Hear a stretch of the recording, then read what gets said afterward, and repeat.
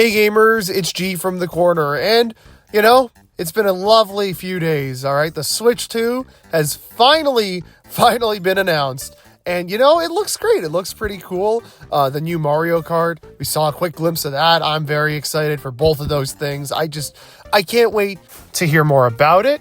But it's gotten the gears turning already, okay? There's so many video ideas, so many topics I want to discuss in the coming months leading up to this system's eventual release.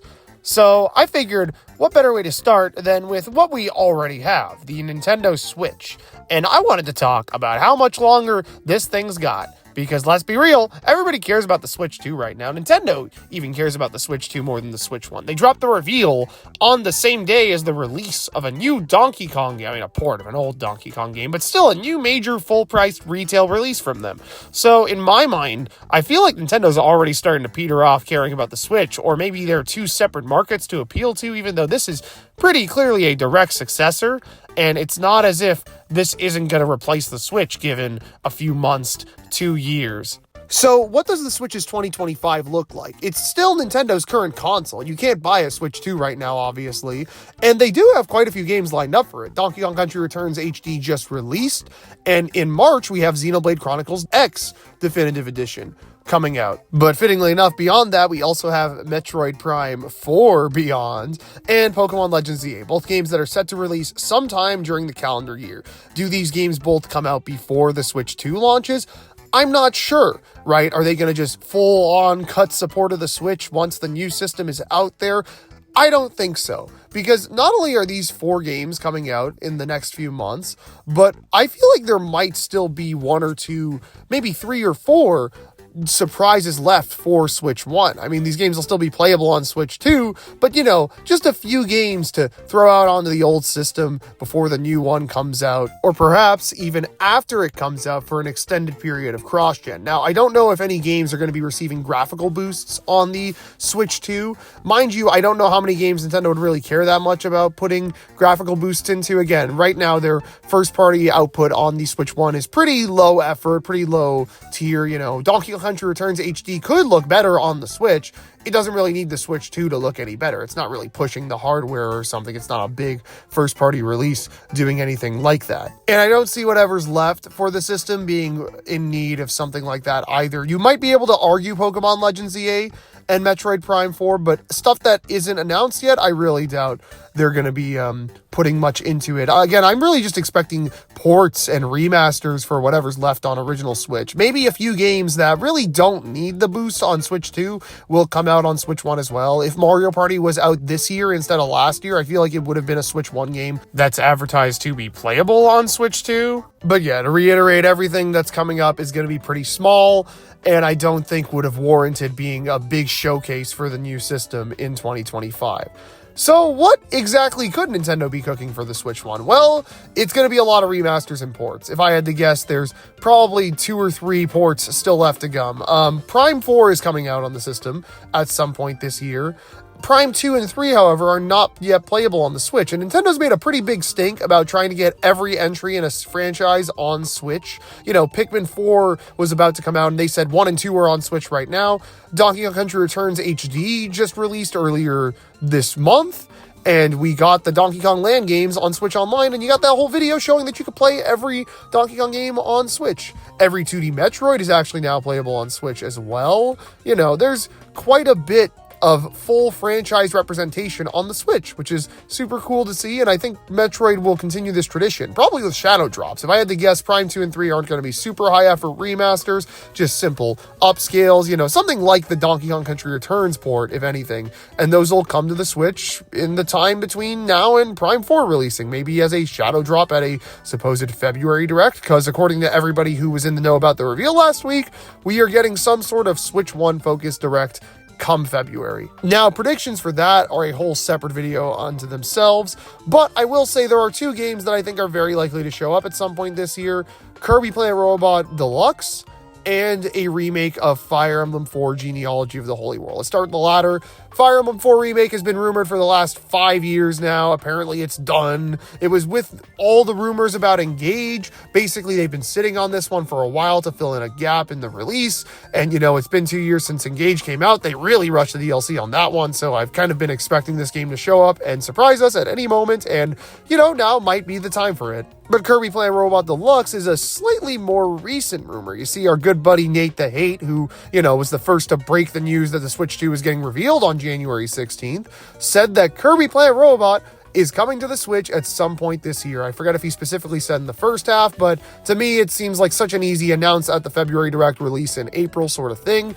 I'm calling it Player Robot Deluxe because it is a game in the Kirby series that was made in the same kind of framework engine. I'm not sure exactly, but it was built off the bones of Return to Dreamland, and that game came over with the Deluxe moniker and with a ton of extras. It is seriously one of my favorite Nintendo remakes of all time. They did so much work to that game, and I love the original so much, so you can only imagine how much I love the remake, and Player Robot is very much poised to get the exact same treatment. Not sure if it'll be identical. That game never had multiplayer, so maybe they won't focus on a fun multiplayer side mode like with Return to Dreamland Deluxe, but there will definitely be some cool new epilogue campaign to go along with the pre-existing Meta Nightmare Returns. Very, very excited to see what that ends up turning out to be. I definitely think it's happening, and I would expect it to happen soon, because Kirby's been kind of MIA for the last 2 years, and I mean, yeah, haha, Kirby fans get so much on Nintendo consoles nowadays, but seriously, the series is pretty much yearly at this point, so I'm kind of surprised we haven't heard anything about it in 2024.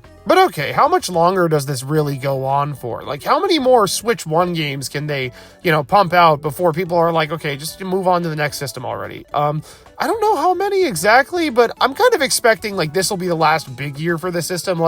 I'm thinking we get maybe, 5 or 7 Switch 1 titles this year, we've already got 4 announced. Let's throw in Kirby, Fire Emblem, and one more. That sounds about right. Maybe there's a small eShop game I'm not thinking about as well that they could drop. But where does that leave us next year? No way they're going to abandon the system right away. I feel like next year could be the last year for the system, full stop. I feel like Nintendo's not going to spend 3 whole years supporting their last gen system like Sony did. But I feel like they're not going to stop immediately. Again, next year, more ports probably, maybe some easy stuff. Probably anything that is hey, this is going to come to Switch 2, but it could totally run on Switch 1. So why not just put it out on both? They'll do that, which is very kind and consumer friendly. So I don't know. I kind of expect that to happen. We'll see if that ends up happening or not. Again, HD development for Nintendo was very, very tough. All right. If you guys remember, the Wii U had a lot of droughts because a lot of teams would rather be working on 3DS games that required a lot less effort and power and, high fidelity-ness. And even in the Switch era, you could tell plenty of developers who didn't really work much on Wii U were struggling for a bit and didn't really know how to put games out at a high enough quality to meet the usual standards from Nintendo. The Switch name already being so popular and the idea of an extended cross-gen period gives a lot of these devs excuse to make games that aren't exactly graphically pushing, but put them out to a higher install base. Again, I'm sure the Switch 2 is going to be hard to find when it comes out, okay? This is still a very big system. Everybody's trying to downplay the reveal right now, but I feel like that's solely because people are kind of not used to Nintendo doing something safe. I feel like when we finally see more about this system in April, it's going to be an instant must-have. People buy software from Nintendo, and that's what the Switch has shown more than anything in the last few years, This is going to sell because it is a Nintendo system, and Nintendo IPs are very, very hot right now. But that doesn't mean everything's going to jump ship. Pokemon will jump ship next year, but this year, Legends EA is a Switch 1 game. I know people keep trying to say it's a Switch 2 game. It's a Switch 1 game. But okay, so how far exactly are they going to take this? Next year, I think will be the final full year. Do we get anything after that? I'm not sure. Where would we even see these games? Probably just at Nintendo Directs. I feel like they shouldn't separate them the way they used to. If you remember, the early Switch era Directs had a 3DS highlights segment and a Switch highlights segment. And then they kind of just, the last Direct with 3DS stuff had 3 announcements, and then the majority of the Direct was Switch games. But with Switch 2, since the ecosystems are much more entangled, I'm going to just expect icons in the corners during your Direct announcements. If a game is coming to Switch and Switch 2, it'll say at the top right corner where they have the logo for the Switch, I feel like that's kind of the most sensible way to do things. They could also do shadow drops. I feel like there will be some game in the holidays that comes out on both. I don't think it's Pokemon. I think Pokemon is in the first half of of the year now thanks to TCG, but who knows, that could be out of order. It could be Metroid, I'm not sure, but honestly, I feel like it could be something that hasn't been announced yet. The February Direct could give us a few announcements, and then maybe hide one for a bit after the Switch 2 presentation reveal. Maybe Nintendo just decides to drop it one day on Twitter, maybe they play nice with Jeff and give him that announcement at Summer Games Fest. I don't know. But I don't know, I just got a feeling. Maybe this is just me trying to leech off of my predictions video where I did say Fire Emblem would be announced on a random day in like June or something. But yeah, I don't know. We'll see what happens. I'm just really curious about that time frame though, because the Switch is Nintendo's most successful home console ever to be released.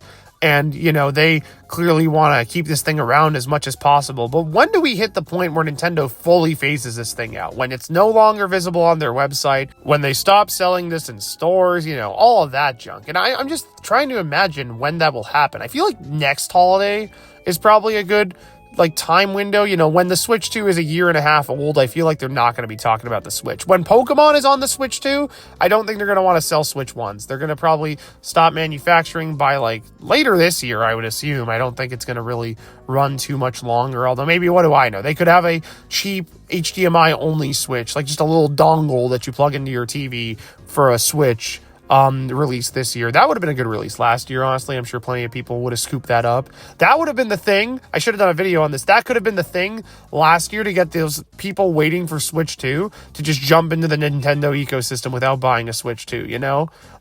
Hey, buy this thing. Oh, you didn't want to buy a Switch because the new console's coming out? Well, this is barely a console, you know? This is just a thing to play those Nintendo games this year, right now, you know?